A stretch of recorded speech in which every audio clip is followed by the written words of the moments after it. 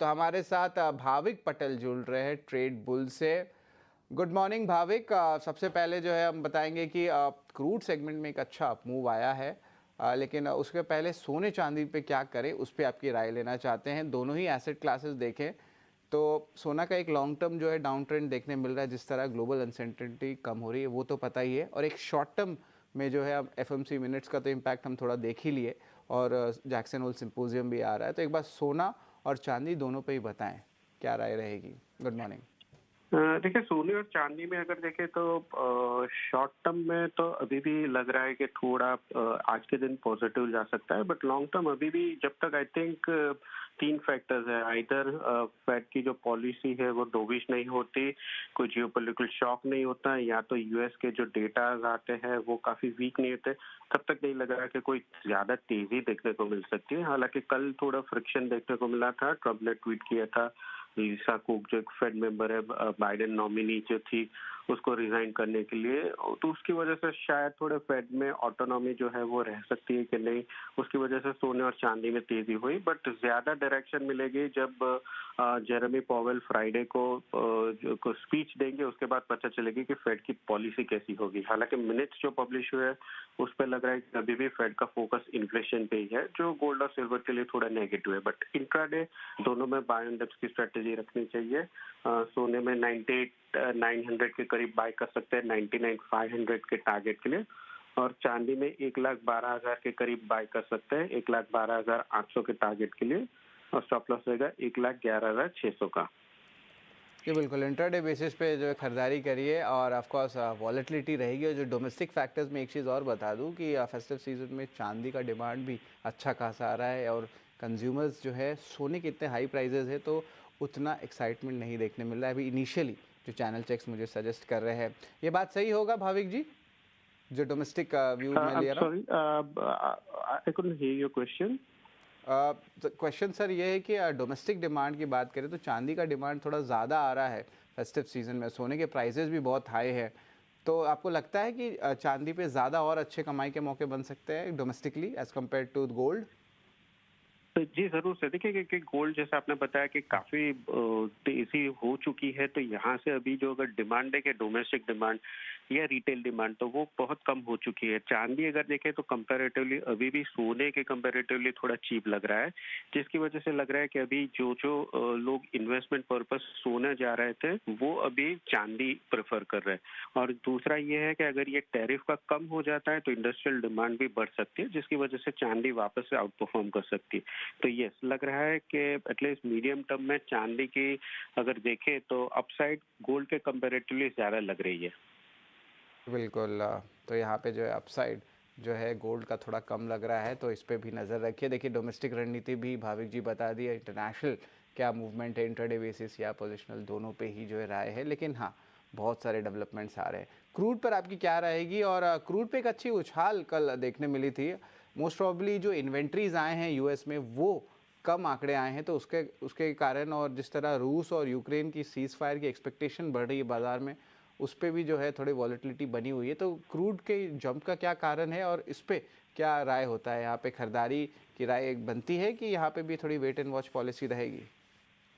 देखिए, अगर इंट्राडे करना है तो यस, बाय कर सकते हैं। दो फैक्टर्स है, एक तो हम देख रहे हैं कि 53-5400 का जो जोन है वो सपोर्ट जोन है, वहां से ही थोड़ी बाइंग आती है, तो कल भी हमने थोड़ी बाइंग देखी थी। और दूसरा ये है कि कल इन्वेंट्री जो यूएस की आई थी वो एक्सपेक्टेशन से कम हुई थी, दैट मीन्स के डिमांड वहां पे थोड़ी स्ट्रांग लग रही है। बट अगर ब्रॉडर पिक्चर देखें तो क्योंकि रशिया के ऊपर कोई नए सैंक्शंस नहीं डाले हैं, जिसकी वजह से सप्लाई डिस्ट्रप्शन लग नहीं रहा, और दूसरा ये है कि जो बात चल रही है पीस की, आई थिंक वो शायद थोड़ा और ज्यादा प्रोग्रेस कर रही है, मार्केट एंटिसिपेट करे उससे ज्यादा।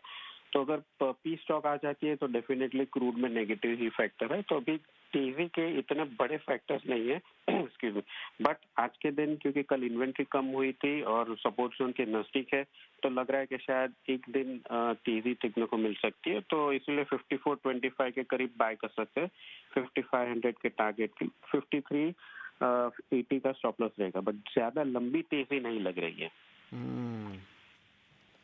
जी बिल्कुल। तो देखिए कितना डिफरेंस आ रहा है, क्रूड में भी एक इंट्राडे स्ट्रेटेजी बन रहा है, और लंबे समय के लिए भी इंपॉर्टेंट डेवलपमेंट्स मैक्रो के आ रहे हैं। और अगर इंट्राडे बेसिस पे अगर बात करें गोल्ड सिल्वर की, तो उस पर भी जो राय भाविक जी की आ रही है। तो शॉर्ट टर्म बेसिस पे ही ज़्यादा ट्रेड्स ले, उस पर फोकस करें, लॉन्ग टर्म ज़्यादा ना करें, क्योंकि बहुत सारे मूविंग फैक्टर्स आ रहे हैं एक साथ जो है अगले 3 से 4 दिन डिसाइड करेंगे। लेकिन बेस मेटल्स में कहाँ मौके देखे हैं? यहाँ पे देखिए कि अच्छी जो है मेटल मूवमेंट जो है डोमेस्टिक प्राइसेस में थोड़ी देखने मिल रही है। थोड़ी एंटी डंपिंग ड्यूटी का जो इम्पैक्ट जो है एक्सटेंशन का, उसके कारण भी स्टील सेगमेंट में जो एक कह सकते हैं कि एक अच्छी स्ट्रेंथ आ रही है। लेकिन ओवरऑल बेस मेटल्स में कहाँ पे मौके बन रहे हैं? क्योंकि जब चाइना से कुछ खास मैक्रो डेटा आ नहीं रहा है, तो ज़रा बताएं कहाँ पे मूव आएगा बेस मेटल्स का, कौन से पे फोकस रखें? आई थिंक अभी तो बेस मेटल्स के मूव थोड़े नीचे ही लग रहे हैं। जैसे आपने बताया कि चाइना के जो फैक्टर्स है, डेटा जो है वो थोड़े वीक है। उन्होंने जो लैंडिंग रेट है वो भी कम ही रखी है, एंटिसिपेटिंग के आगे जाके वीक डिमांड हो रही है। और दूसरा अगर देखें तो सारे कंट्रीज एंटी डंपिंग ड्यूटीज लगा रहा है, इसकी वजह से डिमांड जो है वो एक्सपेक्टेड है कि थोड़ी वीक ही रहेगी। और कॉपर अगर देखें तो वो 900 के ऊपर सस्टेन नहीं कर पा रहा है और 880 के नीचे आ चुका है। दैट मीन्स के यहाँ से लग रहा है थोड़ा और ब्रेकडाउन आ सकता है कॉपर में। तो कॉपर टॉप पिक रहेगी बेचने के लिए, अराउंड 877 शॉर्ट कर सकते हैं 870 के टारगेट के लिए, और 882 का स्टॉप लॉस रहेगा। जी बिल्कुल। तो यहाँ पे शॉर्ट्स के मौके बन रहे हैं।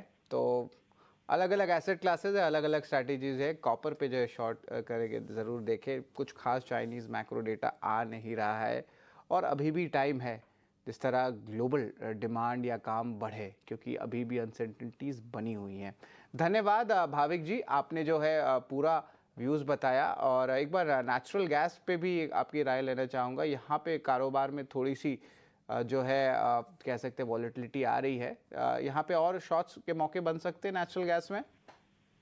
जी जरूर से देखिए, नेचुरल गैस की प्रोडक्शन यूएस के बात करें तो अभी भी काफी स्ट्रॉन्ग प्रोडक्शन नंबर्स हैं और कूलिंग डेज बहुत कम आ रहे हैं। दैट मीन्स कि यहाँ से वेदर फोरकास्ट भी इतना गर्मी नहीं दिखा रही है। तो एक डिमांड की कमी है और सप्लाई पर्याप्त है, जिसकी वजह से थोड़ा भी उछाल आता है नेचुरल गैस में, तो वहां से बिकवाली देखने को मिलती है। तो आई थिंक नेचुरल गैस में भी शॉर्ट करके चल सकते हैं 243 के करीब 238 के टारगेट के लिए, और इंटरडे स्टॉप लॉस रहेगा 247 का।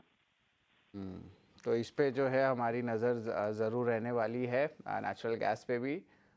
तो सेल करेंगे, स्टॉप लॉस 247, टारगेट 230 में। धन्यवाद भाविक जी, आप हमें से जुड़े हो। पूरा 360 डिग्री कवरेज जो है एसेट क्लासेस का आपने हमें दिया। लेकिन चलिए, यहाँ पे तो हमने देख लिया क्या इंपॉर्टेंट डेवलप